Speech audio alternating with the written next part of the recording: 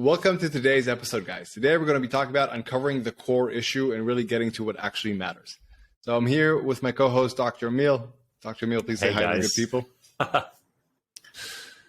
right, guys. So here's the deal. A lot of times entrepreneurs, they have this wealth of knowledge when it comes to their business and the language around it and really understanding what's truly going on and not just saying something very vague like, oh, we just have a problem because the business isn't making a lot of money. But really understanding, okay, we have a problem with sales, and actually we have our back-end sales. That's the issue. It's actually the recurring back-end sales. And because they're able to understand things to that kind of precision, they're able to resolve things in an optimal manner. And when it comes to, let's call it emotional or mental blocks, that vernacular is really lacking. And because it's lacking, they can't actually get to the root cause of what's actually going on. They can't uncover it, and they can't solve it. And that's what we're going to be talking about today. Yeah. And it's super interesting that entrepreneurs can identify that in business, second nature, but really, really struggle when it comes to themselves, which actually is not that uncommon. It makes sense. It's what they've incentivized to do, because business, they get very tangible results like money. The more you can see tangible numbers, so you can see this reward mechanism of like, when I learned more about this and my vernacular expands there and my precision expands there, I get a reward. It's very clear for me to see that. With the internal stuff, it's a lot less tangible. And because of that, most people aren't driven to actually dive into it, even though it creates the same amount of impact in the life, so to speak. I mean, it's also that people don't put as much time into the personal versus business. Like business, as you say, highly validated, highly measurable. They spend 90% of their day thinking about it, examining it, learning about it, learning that vernacular. And then when you say, what are you doing for your own, for yourself, for your personal development, for your headspace, whatever you want to call it, they're like, oh, I get therapy once a week, which is awesome, by the way. But compared to how much you're putting into business is very, very small. Yeah. And I'll say this, like, you don't leave yourself outside of the business. So I got asked the other day, I was doing a presentation for a company. They asked me, so somebody asked me, how can I succeed in the business without having to address this personal stuff as well? And I was like, well, you can't. That's not a thing. It's like, it's not that you leave your human part at home, and then when you go to the office, you become this machine. And it's also a big thing there to recognize, even when it comes to the business, if you don't understand yourself as a person, certain insecurities, certain triggers will get pushed and prodded, and you'll end up taking it on the business, and it will suffer as well as a consequence. Yeah, and that works both ways. If you improve yourself, the business will improve.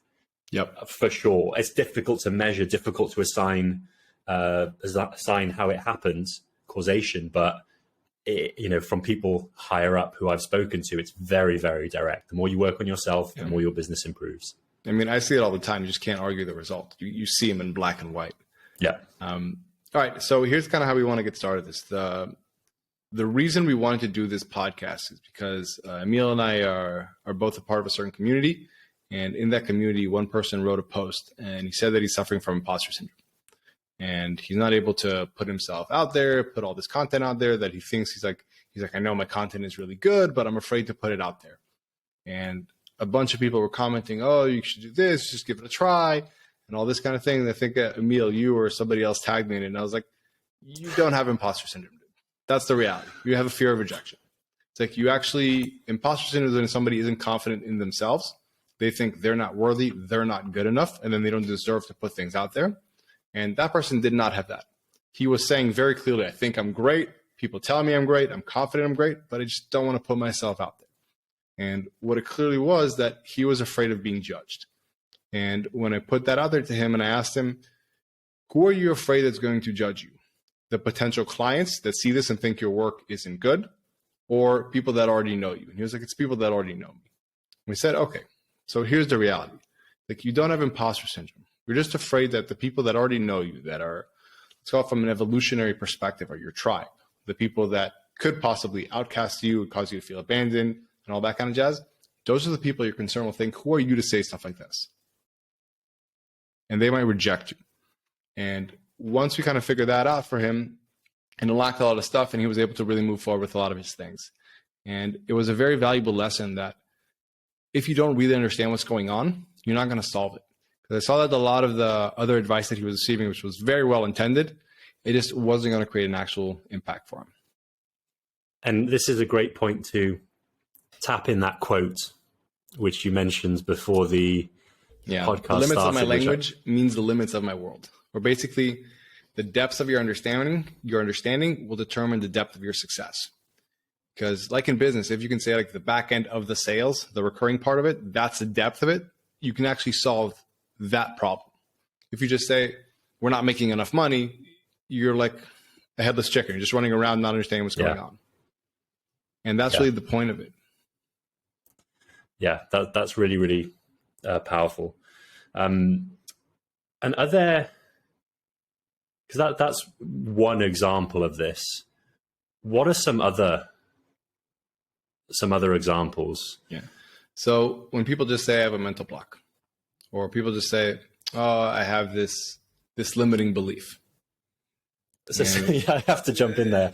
Go for it. Well, we as humans, we as entrepreneurs love catchphrases like limiting beliefs, like mental blocks, like imposter syndrome, right? And it's very easy to not fully understand perhaps what these mean and then gravitate towards them and then label yourself with these things. It's also, I mean, this is the next topic perhaps, but this is also a shield against perhaps going deeper.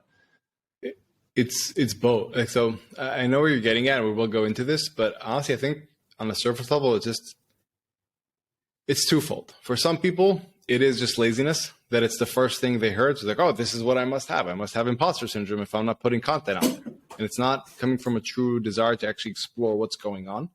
For some people, it is just laziness. And for some people, it's just a lack of vernacular. It's very interesting when I talk to people a lot of times when they want to join the program and I ask them what's going on and they don't even understand what's going on with them. Just because like you can tell their vernacular is so limited in the, let's call it emotional or mental realm. They have a ton of business understanding, but as far as their own personal understanding, what's going on inside them, inside their box, their head, it's just so limited that it's no wonder why they can't move past it. They don't even know what they're trying to move past. So let's stick with that one before we move on to the second part, the fear part. How do you upgrade that vernacular? First off, it's, I think, a part of humility. It's like accepting that you don't know what you don't know. And not just staying at that first, oh, I heard imposter syndrome is a thing, so I must have imposter syndrome. But really trying to challenge that and having that humble curiosity and saying, what's actually going on here? And I mean, there's tons of literatures, podcasts that you can read and so on and so on, you listen to and so on and so on. But it's really just the first thing. The first step is like, unless you have the humility to say, I'm going to try to dive in deeper. And instead of asking, for example, that guy, instead of asking, I have imposter syndrome, what should I do? He should have said, something's going on that I can't take action. Can somebody help me understand what's going on? That would have been a much, much better question. And he both didn't probably ask himself that, and he definitely didn't ask others that. And I think that's really the simplest thing. Like if you have an issue like that, you can ask other people, especially people that are, let's say, more practiced than you in this kind of stuff, the mindset, the emotional fortitude, and all that jazz. Just ask them, like, this is what's going on. This is a constraint. This is what's going on. This is where I'm trying to get to. Why is this happening? Why am I not able to bridge that gap? I mean, that in itself is a hugely practical point. Like, because he asked, how do I fix imposter syndrome? People told him how to fix imposter syndrome.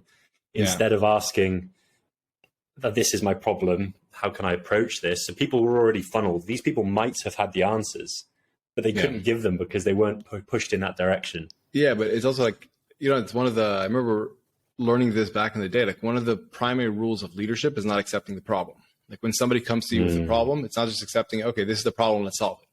But really understanding what is truly the problem here. I think it's also the mark of a good coach. Like if you're listening and like anybody who's listening and they ever come to a coach and say, this is my problem, he's like, all right, let's solve it. That's probably not a great coach because he's not really thinking on a high level saying, okay, let's really get down to the core issue here and really uncover that. And I think it's something to really be cognizant of. Like, I don't know if you noticed, but whenever I post, I try to always say like, this is my problem. This is what I think is going on, but I'm happy to be challenged on. Please challenge on me first. And I think working from that kind of base levels, it creates better results. Yeah, agreed. And that's actually really interesting. It made me think immediately of another example in health, for example, where people think that their problem is that they are doing something superficial with their food that's causing the problem, but it's much deeper than that. It's down to the stress in their lives. It's down to the way that they've constructed it. It's just down to previous narratives surrounding food. It's so different from just, oh, eat this many calories and you'll be fine. Like, yeah. Cool. So does that answer your question though? That'd be the framework. Just first, like, instead of just saying I have imposter syndrome or I have this, don't jump to that conclusion, but really think, okay, this is where I'm trying to get to. This is where I currently am. Why am I not able to bridge that gap? And go from that kind of place and start asking that question to both yourself and to other people. Yeah, I think so. And I think just to add on to that as well is, you know, you say, ask other people, ask the right question to other people, be ask open. Believable people. Ask believable people. This is really important. Like, I always say, like, merit over proximity. Do not ask people that just happen to be around you. Ask people who have merit.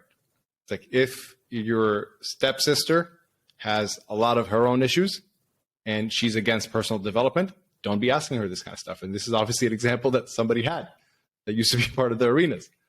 And it's like, merit over proximity. It's such an important thing. It's like no first day of school friends, as they say. Like, just because you know somebody, just because they're around you, does not mean they have the merit to really be helping you. So make the effort to really say, is this the person with the correct merit to be helping me with this problem? Yeah. And, you know, talking of the original question, which was, how do you upgrade that vernacular? Ask believable people, ask the right questions, have humility, and also just putting more time into this kind of thing, whether it's books, whether it's podcasts. So every 17 books you read about business, maybe read one about, you know, the mental, the headspace, whatever it is. This is the thing. Maybe don't even differentiate the fact that there's books for business and books for this. Well, maybe exactly, they're one and the that's same. the next level. Yeah. You know what I mean? That's the real juice. And that's what you're saying about it.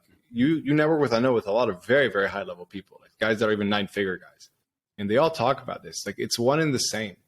And I don't, like, it's frustrating to me sometimes when people refer to mindset as a soft skill.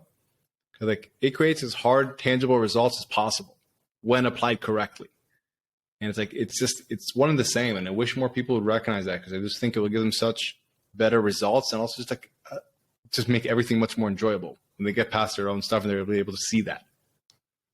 Yeah. I mean, I can rant about this forever, but ultimately we are validated for money and, you know, for making more money. And that's very obvious and straightforward. And especially when people start out, there are some very easy things that people can do, which will make a lot more money. Like, what gets you to the first level? We talk about this hierarchy. Yeah, exactly. Won't necessarily get you to the next level. So at some point you have to transition, evolve from business tactics, which worked initially, to self-improvement, development, growth. Yeah. Cool. All right. So we answered that question, right? So that was the first half of the question. And then the second half was, first, if you don't know the words, if you don't understand, where can you find it? Find them. And then the second part was, is that down to, how much of that is down to fear? I think a lot. Like, honestly, I think it's a lot. It's almost kind of cool these days to say, oh, I have imposter syndrome. It's this kind of thing like, oh, I'm being vulnerable kind of thing. And it's kind of applauded in a way. It's like Emil's laughing. Performative vulnerability, like, yeah. Exactly. I love that term. I've never heard that, but I love that term. And it doesn't feel icky to say it. So I can say it, and then I can look as if I'm being vulnerable and I'm being evolved, and so on and so on. What is very uncomfortable to say, especially in a public forum, is to say, I have a fear that if I do this, my father is going to think less of me and he won't love me as much anymore. I'll possibly be rejected. Like, me even just saying that without me having any issues about that, like, it made me feel uncomfortable right now. And there's a fear of really going deeper because it just doesn't feel nice.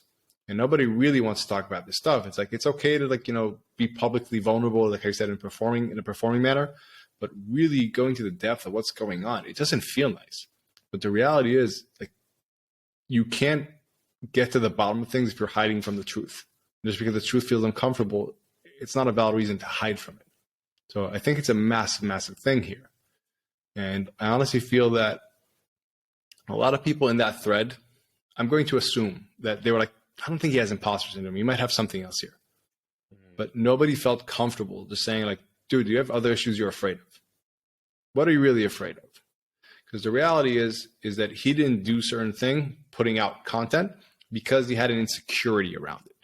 Which the first thing is most people don't want to admit they have an insecurity. Saying I have imposter syndrome is much less icky than saying, hey, I feel insecure about something. I'm not sure I'm good enough. And that insecurity, just like, what's the fear that's causing that insecurity? And if you start really like pulling that thread, that's how it works. Sorry.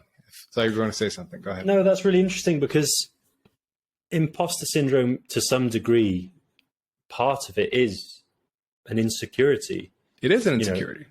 But it's just almost like this, as you say, this performative, this really nice, neat box where you can just say, I have imposter syndrome. Exactly. Without then being like, what does that mean? Oh, it means I'm insecure. And I'm not saying that in a bad way. It's something which, you need to admit. I'm afraid of rejection and whatever else. So it's interesting that camouflages the deeper issue in this like pretty neat, I have imposter syndrome. These are the books I should read. Get over it. Yeah. Yeah. And I just think it's like it requires courage. That's why I say, like, people usually ask me, like, what's the biggest thing to do to succeed with my mindset and emotional fortitude? It's like, choose courage. Be really honest and vulnerable with yourself. Don't just say the surface level things. But if you're saying, well, I have this fear of abandonment, like, why? Well, because my father said this and that to me. Why? Well, this and this and this. Like, the deeper and deeper you can go with these things, the more you can get to the truth. Like, we gave that analogy at the beginning of the podcast about, it's not just to have an issue with the business. That's level 1 with the profit. Level 2 is an issue with sales. That's level 2. Level 3 with the back end. Level 4 with the recurring back end sales. Like saying just I have imposter syndrome, that's level 1. Then you go deeper and you say, well, actually, I have a fear of judgment. That's level 2. Actually, I have a fear of judgment from the people I grew up around, specifically my father. That's level 3. Level 4, and with this guy, this is kind of what I'm hearing from him. That's what I assumed, but he came up from a place where people didn't have a lot of money. He didn't come up from a wealthy family. So he was afraid that he puts things out there and he raises his prices and blah, blah, blah, blah, blah. People are going to think, who are you to do so? Really recognizing I have a fear of rejection, because what if I make more people than the money that I grew up around? How are they going to think about me? Are they still going to accept me? Like, when you get to that depth, that's when you can really try to resolve that. And once you resolve that, everything else just kind of falls apart. It's about like removing the faulty foundation, so to speak. Yeah. Yeah. The courage is the key there.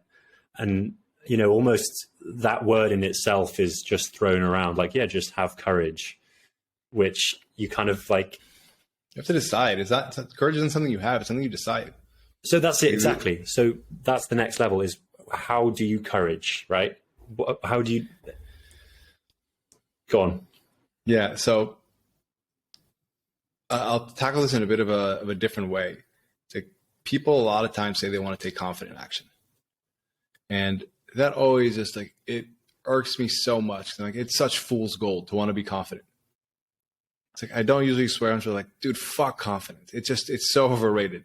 Like, if you're waiting all the time to take taking action when you're confident, you're actually never going to take action.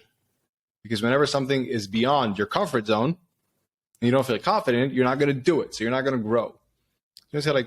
You never hear like old stories about heroism or whatever it be, where they say, this guy was so confident and then he took action. They talk about courage and bravery, because when somebody even wasn't 100% sure, they still did the virtuous thing of going for it. Courage is a virtue. Confidence is not. It really is that simple. And I think a big part about courage is just saying, like, what will I be proud that I did in hindsight in a certain situation? That I actually waited until I was confident, or that I decided to do something even though I wasn't confident and decided to choose courage. Does that make sense? Yeah, entirely. And to add to that, a lot of people, when they describe courage, because, they're leveling up, they've heard of courage. They're like, yeah, I'm going to be courageous. When there's a dragon and I'm scared, I'm going to kill it. Great. Oh, awesome. That's the big stuff. But actually the courage starts from the tiny little micro things where you kind of, this is a ridiculous example, but you're sitting in a restaurant and there's no salt on the table and you're like, oh, I can't be bothered to ask the waitress for salt because it would put them out, whatever, blah, blah, blah. That is courage in that moment. It's making a slightly difficult decision. And then from there, you escalate it. Like, again, another example, maybe there's a cute, go on. Can I cue in? Because I think like what you're saying on a very meta level, and I agree with it, is that if you're already cornered and things are so bad that you have to do something about it, that's not courageous. That's just like a default behavior. That's desperation. Yeah, that's a great way of saying it. It's not courage, that's desperation. But if you're in a position where you could kind of not have to deal with it, but you decide to do so anyway, even though you could be more comfortable in the moment, you choose to be uncomfortable, do something courageous for the long-term benefit of it, that's where it really matters. And that's what Emil is saying, is that it's not just in the macro of like when things are bad and then you really take the big action, but on the micro level, like micro courage is something that's more difficult because we have a way out where we don't have to choose courage. And that's the thing. Yeah. Hard decisions in the moment. Taking the hard choices, easy life, easy choices, hard life. And honestly, I did the arena before Christmas, and that was the biggest thing that I took away from it. And I just noticed those times in my days where I'm like, I could take the easy way out here and not do XYZ, not ask for salt as the most ridiculous example. Yeah. Or I could make the hard decision and do that. And my life is compounding in terms of how quickly it's upgrading. And I want to say that this is because we got down to your core issue in the arena. And that's why you're able to do that much more easily now. Because we didn't just say, oh, you have imposter syndrome, you have a fear of this or whatever. But we really, really got down to the core of it. And because that was resolved, like everything else becomes easier. Yeah. And I mean, easier is a misnomer. It's still fucking hard, but less hard is easier. You know what I mean? Like, that's the thing. And I think that's also the reality. It's the fallacy. Like people want it to just be easy. Yeah. Like doing this stuff isn't just easy. It never gets just easy.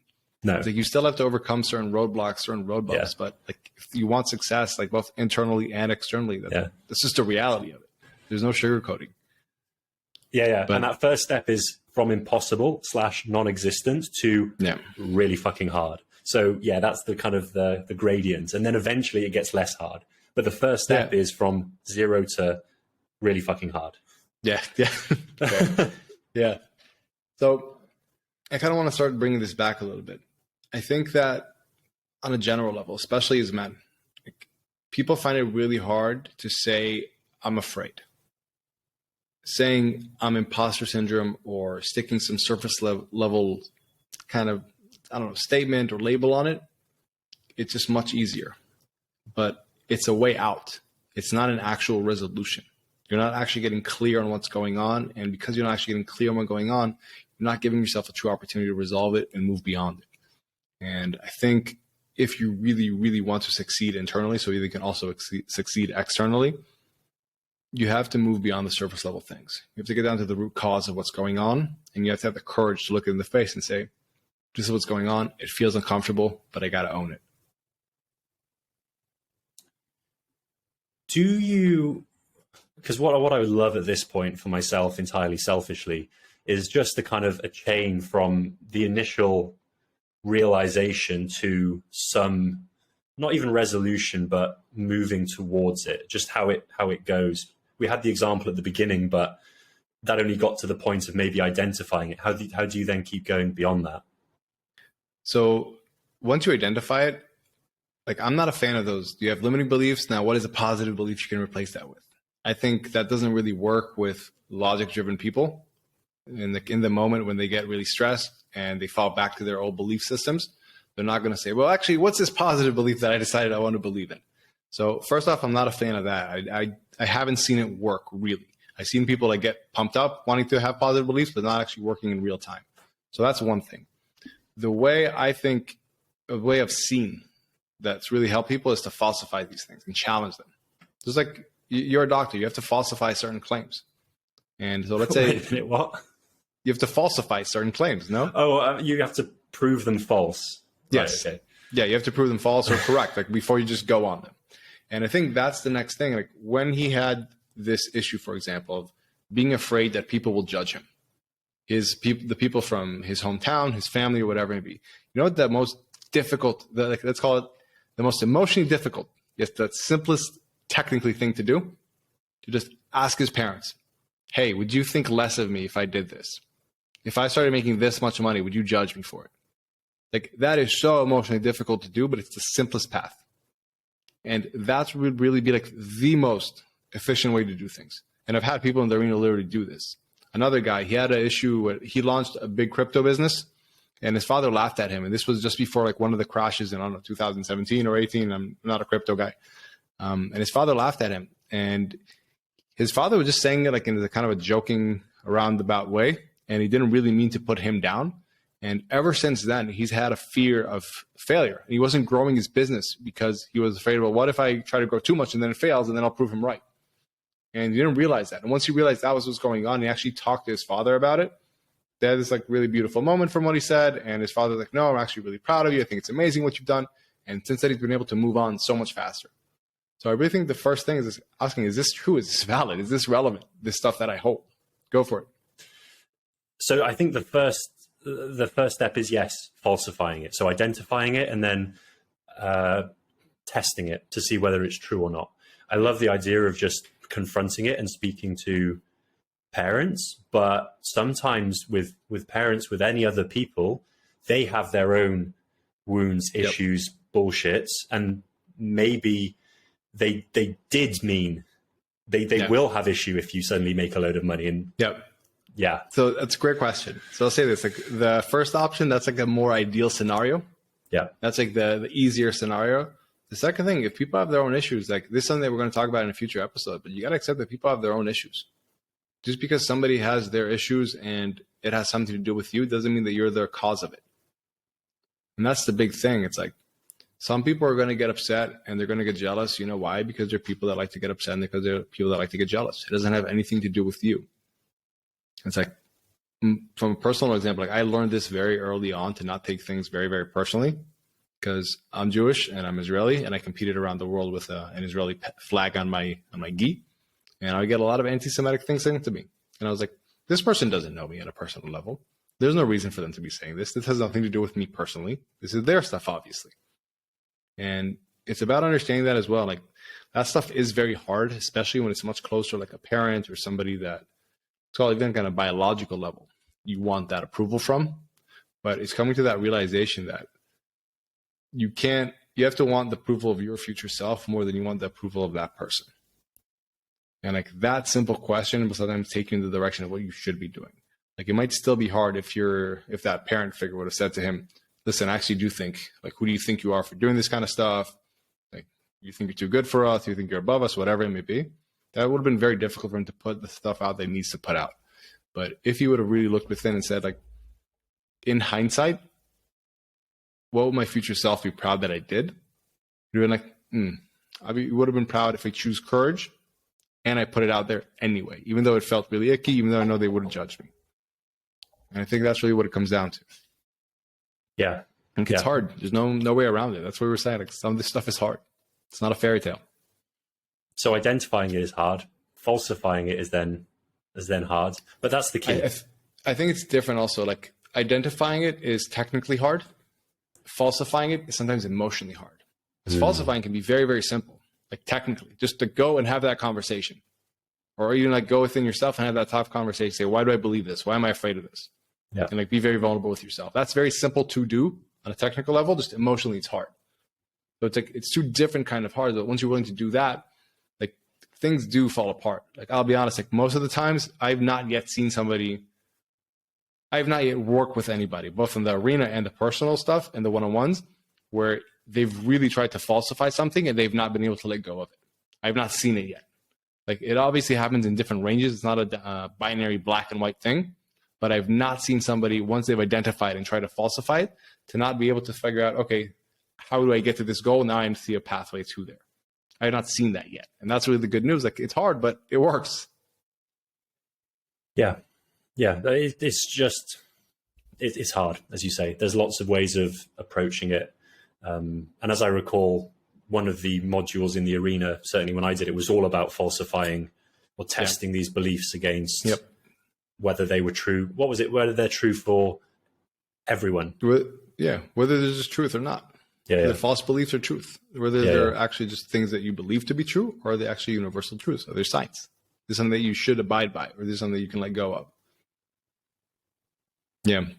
I think that's kind of like this episode took a different turn than I expected it to, but it's really about that. It's understanding that and accepting it. That like, there's a saying we had, like, you have to go deep to be elite, and being elite is hard. And people got to accept that. Like there's some hard pathways to be elite. Like once you're there, things become a lot easier once you resolve it. Like how you're saying it right now, it's like it's easier for you to have those kind of conversations, ask for the salt, and so on and so on. But like the pathway to that, if you just want to stay surface level and say things like, oh, I just have imposter syndrome. Oh, I have this mental block, or I might have a limiting belief. If you're not willing to put in the work to really take yourself to the next level, you're just denying yourself that opportunity. That's the reality of it. And what I would love for more people to do is to recognize that like if you choose courage and you actually go into this stuff, it is absolutely possible to come on the other side much, much better for it. And like B, it's your decision. You can decide to be courageous. And the sooner you decide to be courageous, not just wait until, how you said, like it's an act of desperation, not of courage, the better off you'll be. Like, so please just go ahead and do it. Choose courage. You'll never, ever regret it. Yeah. And just the final point from me, we talk about imposter syndrome, limiting beliefs as if they're a bad thing. They're still valid concepts. It's just very easy to use them as distractions and labels and not actually serve you. So, okay, yeah, there is this imposter syndrome. What does that mean? Let's dig deeper into that. And then, okay, I think it's this. What does that mean? And let's read around the next level of depth. Let's ask the right questions and then just keep going down. So imposter syndrome is fine. It's just superficial. You just need to go deeper. So being on the journey is okay. Yeah, it's about like getting all the way down to the core things. Because once that core dissolves, everything else just falls apart. It's kind of like, don't work on a surface level issue, really work on the core issue. It's just that, like how you do it in your business, but inside your own head. Sound good? Should we wrap it up for today? That's me. All right. Thank you very much, guys, and we will see you on the next episode. Thanks, guys. Thank you for listening to the Emotional Fortitude Podcast. Please tell a friend if you enjoyed it and found value in it. 3 last things before you go, though.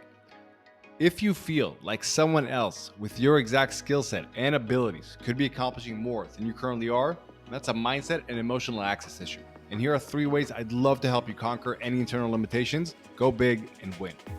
1, 3 Quick Ideas Tuesday newsletter. It's a weekly email with 3 quick ideas around one aspect of elite performance and how to approach it differently to get better and faster results.